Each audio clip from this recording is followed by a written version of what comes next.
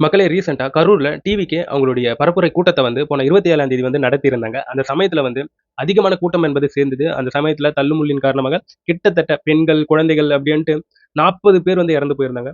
So இந்த சம்பவம் வந்து இந்தியாவையே சோகத்துக்குள்ளாக்கியது. ஸோ இந்த சூழ்நிலையில வந்து இப்போ நியூ அப்டேட்ஸ் நெறைய கிடைச்சிருக்குங்க. ஸோ அத வந்து உங்ககிட்ட எந்த அளவுக்கு சீக்கிரமா சொல்லணுமோ, அந்த அளவுக்கு சீக்கிரமா சொல்லிர்றேன். முதல்ல என்னன்னு பார்த்தோம்னா, இப்ப வந்து தடயவியல் நிபுணர்கள் இருப்பாங்க இல்லையா? அவங்க வந்து அந்த பரப்புரை கூட்டம் எந்த இடத்துல நடந்ததோ, அந்த இடத்துல வந்து தடயவியல் நிபுணர்கள் போயிட்டு ஆய்வு செஞ்சுகிட்டு இருக்காங்க. இன்னொரு பக்கம் என்ன நடந்துகிட்டு இருக்குன்னா, சென்ட்ரல் கவர்ன்மெண்ட் வந்து இதுல வந்து இன்வால்வ் ஆக போகுதுங்க. அதாவது மத்திய அரசு இருக்கக்கூடிய அமைச்சர்கள் இருப்பாங்க இல்லையா? அவங்கலாம் ஒரு குழுவாக உருவாகி, இப்ப வந்து இந்த டிவிகே பரப்புரை கூட்டத்துல வந்து எப்படி 40 பேர் இறந்தாங்க அப்படிங்கிற ஒரு விசாரணைய வந்து மேற்கொள்ள போறாங்க. இன்னொரு பக்கம் வந்து டிவிகே நிர்வாகிகள் மேல வந்து கரூர்ல இருக்கக்கூடிய நிர்வாகிகள் மேல வந்து எஃப்ஐஆர் என்பது ஃபைல் செய்யப்பட்டு வந்துகிட்டு இருக்கு. அதே சமயத்துல வந்து புஷ் ஆனந்த் இருக்கார் இல்லையா? அவர் மேலயும் எஃப்ஐஆர் என்பது ஃபைல் செய்யப்பட்டிருக்கு. பல வழக்குகளின் கீழ அவங்க மேல வந்து வழக்கு பதிவு செஞ்சிருக்காங்க.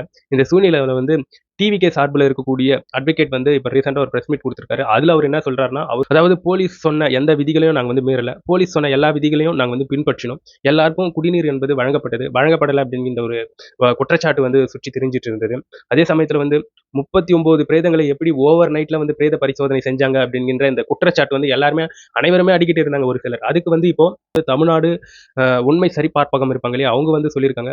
போதுமான கட்டமைப்பு இருந்துச்சுன்னா, அது போன்ற பிரேத பரிசோதனை வந்து மேற்கொள்ளலாம் அப்படின்ட்டு மத்திய அரசு வகிச்சிருக்கக்கூடிய அந்த சட்டங்களை அவங்க வந்து முன்னிறுத்தி அவங்க ரீசென்ட்டா ஒரு விஷயத்த வந்து சொல்லியிருக்காங்க. அதே சமயத்துல என்ன நடந்திருக்குன்னா, இந்த சமூக ஊடகங்கள்ல இப்ப வந்து ஏகப்பட்ட வீடியோஸ் வந்து சுற்றி திரிஞ்சிட்டு இருக்கு இல்லையா? அதற்கு வந்து மு.க. ஸ்டாலின் அவர்கள் நம்மளுடைய முதலமைச்சர் அவர்கள் வந்து என்ன சொல்லியிருக்காருன்னா, பொய்யான, தவறான ரூமர்ஸ வந்து ஸ்ப்ரெட் பண்ணாதீங்க. இது வந்து ஒரு சோகம் நிறைந்த ஒரு சூழ்நிலை இது அப்படின்ட்டு ஏகப்பட்ட விஷயங்கள்ல அவர் ஒரு பாணியில பேசி ஒரு வீடியோவாக வெளியிட்டிருக்காரு. எனிவே நண்பர்களே, இது சம்பந்தப்பட்ட உங்களுடைய கருத்துக்களை என்னுடைய கமெண்ட் செக்ஷன்ல பதிவிட்டுட்டு போயிடுங்க.